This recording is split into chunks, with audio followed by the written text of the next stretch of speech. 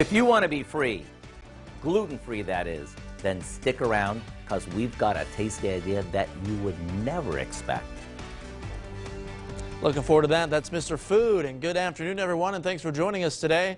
I'm Matt Sheehan. We start today with the minimum wage. It has risen as of the first of this year. It's now $11 an hour, but not everybody's happy about it. Rich Pestine, he's the owner of Bushwhacker in Peoria, tells us the increase sounds good on paper, but he thinks it could be a disadvantage for some younger workers. In Illinois, workers under the age of 18 are now paid $8.50 an hour, which is a more desirable wage for employers to pay, he tells us. He says if someone under 18 has no job experience, he's likely to hire someone older who has a better resume, because either way, he'll have to pay them the same $11 wage. He believes some workers over 18 may have trouble getting hired and learning valuable work lessons. We learned how to work and how to be in a work environment, and it's going to be tougher and tougher for business people to hire the students, and I worry that they're not going to learn how to work by the time they get out of school. The minimum wage is on the path to $15 an hour by 2025. The next increase is next year, January 1st. It will rise another $1 to $12 an hour. Well, a Peoria couple says they've been living without power since Sunday, freezing in their apartment, and they say the landlord refuses to do anything about it. They tell WMBD their building's power lines were knocked down over the winter storm this past weekend. They've lost food and have medication that needs to be refrigerated. Ameren told the couple their landlord has to pay for the repairs.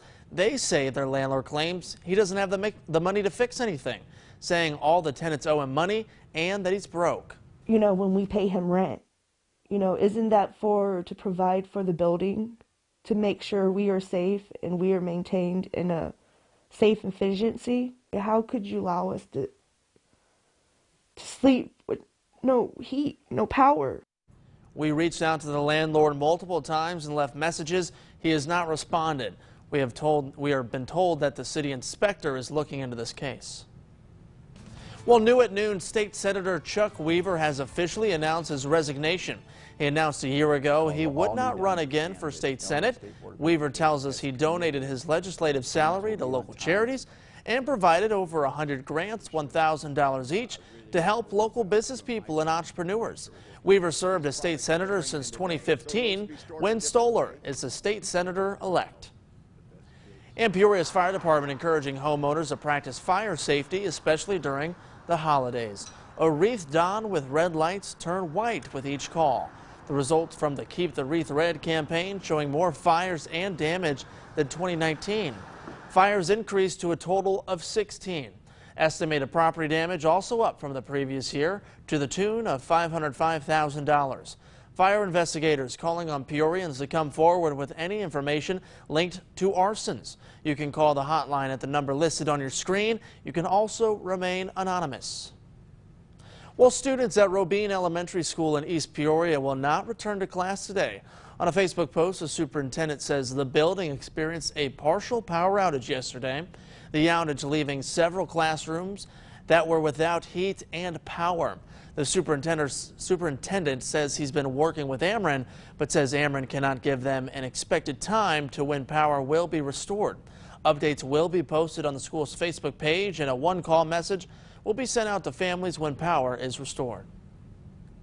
The Normal Police Department is asking for help and located a missing and endangered person. In a post on Facebook, the department says 31-year-old Michael Parola Jr., he's the man you can see on your screen, was last seen Sunday around Orlando Avenue. He was last seen driving a red PT Cruiser with a missing driver's side mirror and damage to the rear side passenger door handle.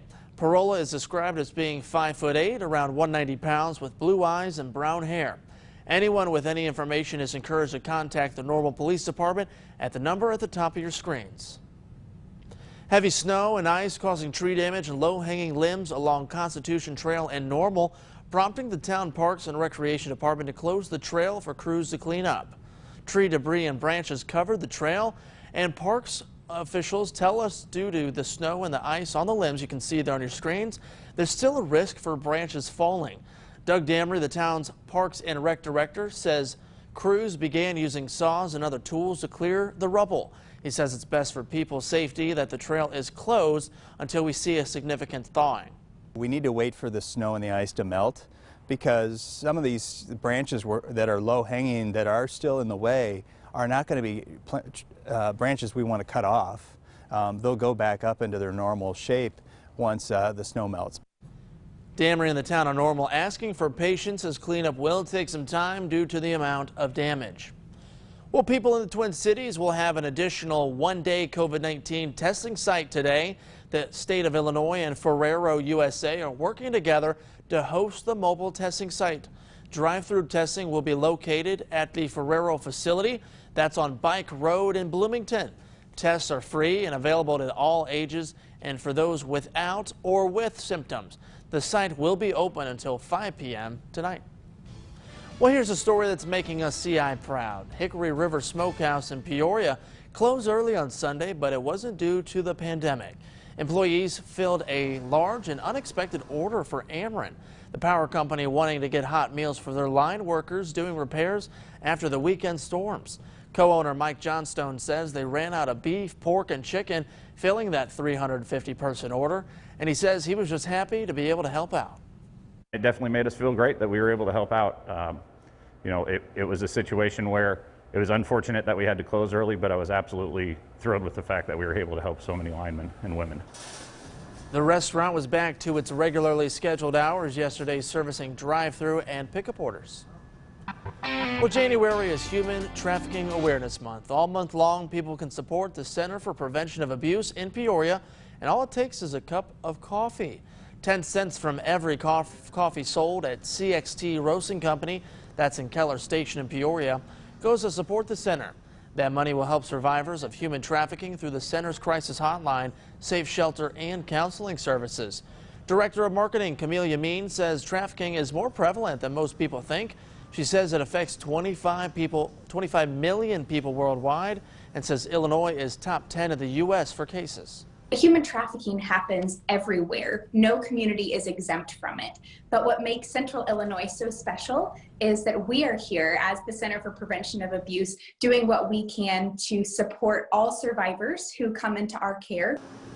She says the Center for Prevention of Abuse has helped nearly 80 survivors of human trafficking since 2018.